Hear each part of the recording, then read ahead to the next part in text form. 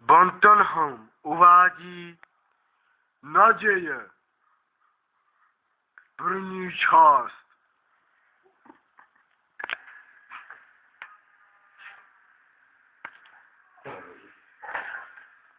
Tady nebudeš? Dále. Dobré. No dobrý. No, to se takhle k tomu bytu právě, to je někdo by na byt, tak to asi přistuje, Jste si, že tady chcete bydlet? No. Jako jo, tady to bude utulný, hezký, velká malá. Ale večer to straší. Jak by být? No jak myslíte, no? Straší, ježišpane, je to úplně jedno, já se tady rád, tady, je to úplně fakt jedno, protože když tady straší, právě to je si pro mě zase to nebolí. Vážně? Tady ale hodně lidí, víte co? Hodně lidí tady umřelo, víte? Nevím, no. Ježišmarja. No vážně, asi prdele. Tak prostě jako. Pane, já musím být také sprostý, protože to už se jinak také dřív nedá.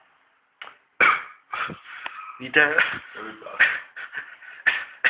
Jako jo, já chápu, víte, ale to vidím popel. Ježiši Kriste. Můžete být. Popel tady. No právě to jsou ty duchové, víte? Ale nic si z toho nedělejte. Já už tady padám, ano? To už padejte. Tak tady naschledanou. Láska, mějte se. Ježiši Kriste. Střínou jsou stras. Cože? Aspoň tady mám aspoň čisto.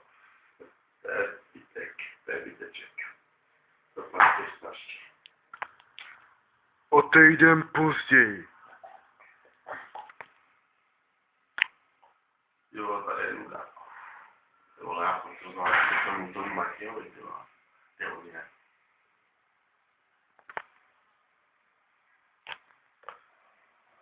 Luďo! Kam jsi? Kadaj jsou?